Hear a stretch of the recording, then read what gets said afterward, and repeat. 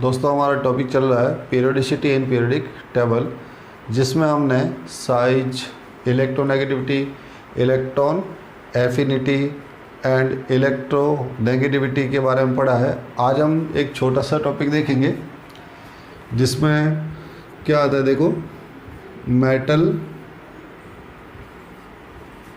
Non metal and metalloids. Metal, non metal and metalloids. Okay, क्या कहते हैं इसको हम हिंदी में? मेटल मतलब धातु, नॉन मेटल मतलब अधातु, और ये होती है उपधातु, है ना, जिसको हम सेमी मेटल भी कहते हैं। मेटल, नॉन मेटल, मेटलॉइड्स, धातु, अधातु एंड उपधातु। पीरियोडिक टेबल में आपको कहाँ अच्छे धातु मिलेंगे, कहाँ अच्छे उपधातु मिलेंगे और कहाँ जो है सबसे अच्छे अधातु जो है वो मिलते हैं। उससे पहले हम जनरली ये देखते हैं कि धातु कहते किसको है। अगर आप एक वर्ड में एक्सप्लेन करना चाहो कि धातु क्या है ना, तो कैसे आप फाइंड करेंगे कि ये धातु है, या किस तरीके से आप उसको एक्सप्लेन कर पाएंगे? मान लो किसी ने आपको पूछ लिया कि धातु क्या है, तो जनरली आप ये बोलेंगे ये डक्टाइल होते हैं, मेलेबल होते हैं, हाई मेल्टिंग पॉइंट होते हैं, हाई बॉइलिंग पॉइंट। ये तो इनके करैक्टर हो गए। धातु है क्या, है ना? धातु का मतलब ये होता है कि जो क्या होते हैं वो सबसे पहले इलेक्ट्रो पॉजिटिव। क्या होते हैं? Electro positive. धातु हमेशा इलेक्ट्रॉन लूज करते हैं। अगर सिंगल वर्ड में टाइम नहीं है और बताना है कि धातु क्या है, इलेक्ट्रॉन लूज करते जाओ, बात खत्म हो गई, है ना। इतना बोल दिया, बात खत्म। तो धातु हमेशा क्या करेंगे दोस्तों? इलेक्ट्रॉन को लूज करते हैं। जो इलेक्ट्रॉन लूज करते हैं वो हमेशा क्या होते हैं? धातु होते हैं। और अधातु की हम बात करें तो ये हमेशा इलेक्ट्रॉन क्या करते हैं? गेन करते हैं। ये हमेशा इलेक्ट्रॉन क्या करेंगे? गेन करते हैं। ओके, अब पीरियोडिक टेबल में इसके ट्रेंड को समझने से पहले मैं आपके सामने अगर दो जो है डायग्राम बनाऊं, एक डायग्राम ये, और मान लो यहाँ पर एक इलेक्ट्रॉन है, एक डायग्राम ये न्यूक्लियस बीच में सेंटर में, और यहाँ पे एक इलेक्ट्रॉन है। तो मैं आपको बोलूं कि दोनों में से अच्छा धातु कौन सा है और दोनों में से अच्छा अधातु जो है वो कौन सा है? मेटल धातु, यानी वो इलेक्ट्रॉन को क्या कर सकते हैं? लूज करते हैं। तो आप पहले ये चेक करिए कि कौन सा इलेक्ट्रॉन मैं इजीली निकाल सकता हूँ। ये वाला नहीं। क्यों नहीं? देखो, डिस्टेंस प्लस और माइनस के बीच डिस्टेंस क्या है? बहुत ही कम है। तो इस इलेक्ट्रॉन को मैं बाहर नहीं निकाल सकता। इसका मतलब इसका मेटेलिक नेचर अच्छा नहीं है। इस इलेक्ट्रॉन को मैं इजीली रिमूव कर सकता हूँ, बिकॉज ये डिस्टेंस क्या है दोस्तों? ज़्यादा है। तो ये जो है इजीली इलेक्ट्रॉन लूज करता है। इसका मतलब जिसकी साइज बड़ी होगी वो हमेशा क्या होगा? अच्छा मेटल होगा। यानी अगर हम बात करें किसकी? मेटेलिक प्रॉपर्टी की। किसकी बात करें? मेटेलिक प्रॉपर्टी की बात करें तो साइज के क्या होगी? साइज जितनी ज़्यादा होगी मेटेलिक प्रॉपर्टी उतनी ही क्या होगी? अच्छी होगी। तो मेटेलिक प्रॉपर्टी डिपेंड करती है किस पे? साइज पे। ओके, अब आते हैं हम नॉन मेटेलिक की बात करें तो एटम जितना छोटा होगा उतनी उसकी कौन सी प्रॉपर्टी ज़्यादा होगी? Non metallic property. तो नॉन मेटेलिक प्रॉपर्टी की अगर हम बात करें, नॉन मेटेलिक प्रॉपर्टी की अगर हम बात करें तो नॉन मेटेलिक प्रॉपर्टी जो है वो क्या होता है?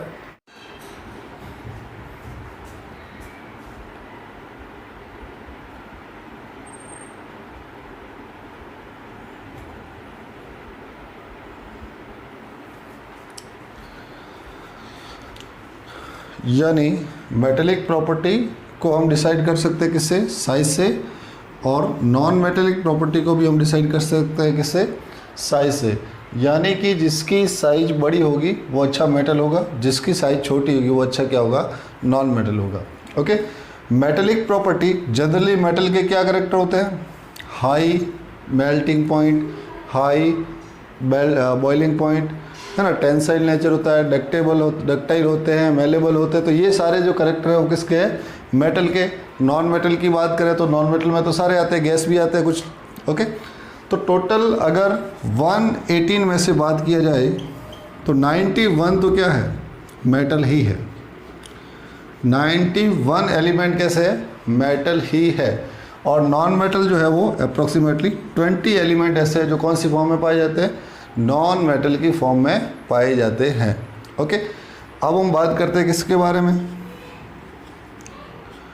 पीरियोडिक टेबल के बारे में। किसके बारे में? पीरियोडिक टेबल के बारे में। ओके, तो पीरियोडिक टेबल में हम दो तरीके का मोशन करते हैं, देखो, ठीक है ना। अभी हम सब मेटल या मेटलॉइड्स के बारे में भी एक बार देखेंगे। एक तो हमने पढ़ा कौन सा? लेफ्ट टू राइट, और एक up to down. Left to right कहाँ करेंगे? किस में? पीरियड्स में। और अप टू डाउन किस में? ग्रुप में।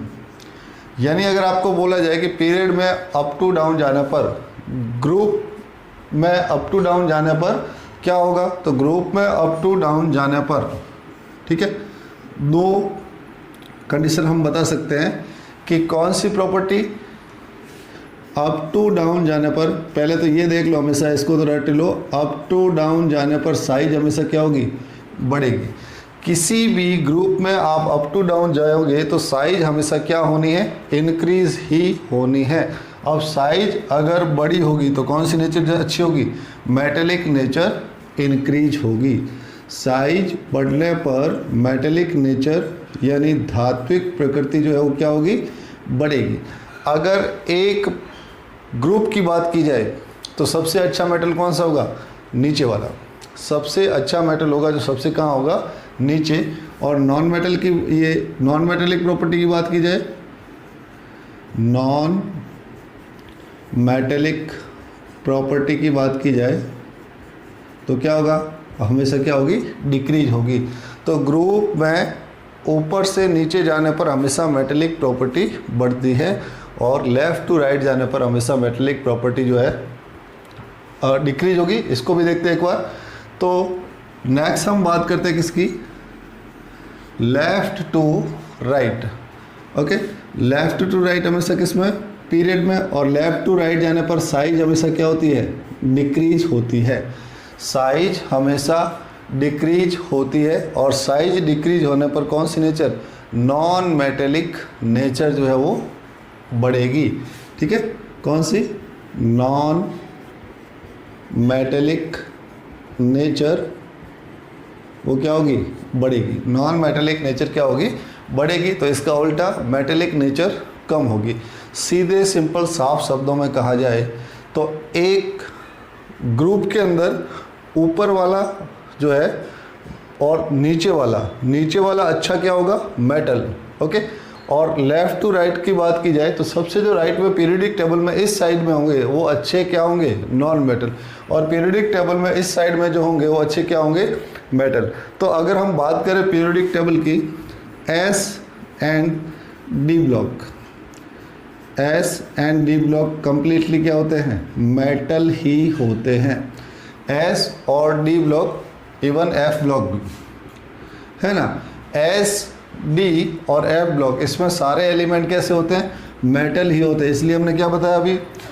मेटेलिक प्रॉपर्टी या मेटेलिक नेचर 91 एलिमेंट, 118 में से 91 तो क्या होते हैं? मेटेलिक। तो देखा जाए तो एस, डी और एफ ये पूरा क्या होगा?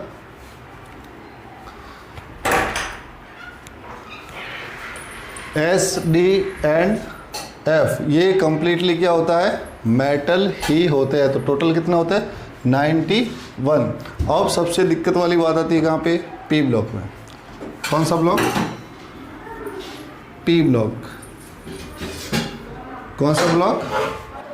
अब हम बात करते हैं किसका? पी ब्लॉक का। देखो पी ब्लॉक के अंदर तीनों टाइप के एलिमेंट आते हैं। कौन कौन से? मेटल भी होते हैं, नॉन मेटल भी होते हैं, और मेटलॉइड्स भी होते हैं। देखो क्या होता है इसमें? P block boron, carbon, nitrogen, oxygen, fluorine और नियॉन, इसके ऊपर कौन आता है? Helium. Boron, aluminium, gallium, indium और थेलियम, कार्बन, सिलिकॉन, टिन और lead, nitrogen, phosphorus, arsenic, antimony और बिस्मथ, सल्फर, सेलेनियम, टेलुरियम और पोलोनियम, क्लोरीन, ब्रोमीन, आयोडीन और astatine, argon, krypton, xenon and radon. ये पूरा अगर हम बात करें पी ब्लॉक। ओके, तो पी ब्लॉक में देखो, अब यहाँ पे सबसे कन्फ्यूजन वाला यहीं पे है, क्योंकि मेटलॉइड्स में किसको रखा जाए, है ना। जनरली आप छोटी क्लास में या 11th में ऐसे पढ़ते हो कि ये जो जिगजैग लाइन है, इस जिगजैग लाइन के जो ऊपर आते हैं वो हमेशा क्या होते हैं? नॉन मेटल होते हैं। जिगजैग लाइन के जो ऊपर आते हैं वो हमेशा क्या होते हैं? नॉन मेटल होते हैं। लेकिन एक इसमें थोड़ा सा कन्फ्यूजन भी है। कन्फ्यूजन क्या है देखो, boron, aluminium, boron, silicon, arsenic, tellurium, ठीक है, आर्सेनिक, टेलुरियम, जी, जर्मेनियम और एसबी, ठीक है, 1 2 3 4। ओके, फिर एक आता है इसमें कौन? एस बी, और एक कौन आता है? जर्मेनियम। ओके, तो ये 6 जो है, कभी भी आपको ऑप्शन में मिल जाए कि कौन सा उप धातु है, कौन सा उप धातु है, तो 94%, कितना परसेंट दोस्तों? 94% चांस ये है, या 94% जो करेक्टर होते हैं इसी में होते हैं, किसके? मेटलॉइड्स के और सब मेटल के, यानी उप धातु के, ठीक है। अगर ये ऑप्शन में है तो अपने को यह ही करना है, ठीक है। लेकिन कहीं कहीं पोलोनियम और एटी, पोलोनियम और एटी, है ना, पोलोनियम और एस्टेटाइन, 44% करेक्टर इसमें भी होते हैं। बोर्ड की कुछ बुक्स के अंदर 1 2 3 4 5 इसको जो है क्या दिया हुआ है, जो है सब मेटल का दर्जा दिया हुआ है कि ये जो है वो सब मेटल है, ठीक है ना। लेकिन पोलोनियम और एस्टेटाइन रिकॉग्नाइज किया जाता है कितना? 44%। ओके, इसी तरीके से अगर हम बात करें सेलेनियम की, ठीक है ना, सेलेनियम की बात करें तो 24% इसको भी रिकॉग्नाइज करते हैं कि इसके अंदर भी करेक्टर किसके है? मेटलॉइड्स के है। और अगर हम बात करें कार्बन और एल्यूमिनियम पर, कार्बन और एल्यूमिनियम पर 9% जो करेक्टर होते हैं इसमें भी किसके होते हैं? सेमी मेटल या मेटलॉइड्स के होते हैं। ओके, तो ज़्यादा इसमें ऐसा कन्फ्यूजन वाला कुछ नहीं है, लेकिन थोड़ा इसको ध्यान रखना, क्योंकि हालांकि ये विवादित है ना, कश्मीर की तरह, कहाँ बाउंड्री है कहाँ नहीं, ऐसा कुछ पता नहीं है, ठीक है। कोई लोग इसको मानते हैं, कुछ इसको मानते हैं, कुछ इसको मानते हैं, कुछ इस जिगजैग लाइन को मानते हैं, लेकिन ऑथेंटिक जो डेटा है वो ये है। 94% रिकॉग्नाइज किसको किया जाता है? Boron, silicon, arsenic, tellurium, germanium और एंटीमनी। ओके, 44% पोलोनियम और एस्टेटाइन भी है, 24% सेलेनियम भी है, और कार्बन और एल्यूमिनियम में भी 9% जो है ऐसा माना जाता है कि सेमी मेटल या सब मेटल के करेक्टर, उपधातु के करेक्टर इसमें होते हैं। तो मेटेलिक और नॉन मेटेलिक और सेमी मेटेलिक। ओके, इसके बारे में आपको जनरल मैं कहता हूँ कि सबसे अच्छा मेटल आपको कहाँ मिलेगा, तो सबसे अच्छा मेटल पीरियोडिक टेबल में इस ग्रुप में, फर्स्ट ए ग्रुप में मिलेगा, पहले ग्रुप में मिलेगा। उसमें भी सबसे अच्छा कहाँ मिलेगा? नीचे मिलेगा। Okay, caesium. मैं कहता हूँ कि सबसे अच्छा नॉन मेटल आपको कहाँ मिलेगा, तो लेफ्ट से राइट जाने पर साइज क्या होती है दोस्तों? डिक्रीज होती है। तो डिक्रीज होने पर नॉन मेटेलिक हमेशा क्या होते हैं? बढ़ते हैं। तो सबसे अच्छा नॉन मेटल आपको यहाँ मिलेगा। इनर्ट गैस को छोड़ दो तो पीछे कौन सा बचा? हेलोजन। अब हेलोजन में भी कौन सा? फ्लोरीन। तो बेस्ट सबसे अच्छा नॉन मेटल कौन सा है? फ्लोरीन। नॉन मेटल मतलब जो इलेक्ट्रॉन को क्या करता है? गेन करता है। ओके, तो ये कंप्लीट है किसके बारे में स्टडी? मेटेलिक और नॉन मेटेलिक के बारे में। ओके दोस्तों, वीडियो अच्छा लगे तो इसको एक बार शेयर और चैनल को सब्सक्राइब जरूर करिएगा, और कोई डाउट हो तो कमेंट बॉक्स में कमेंट करिएगा।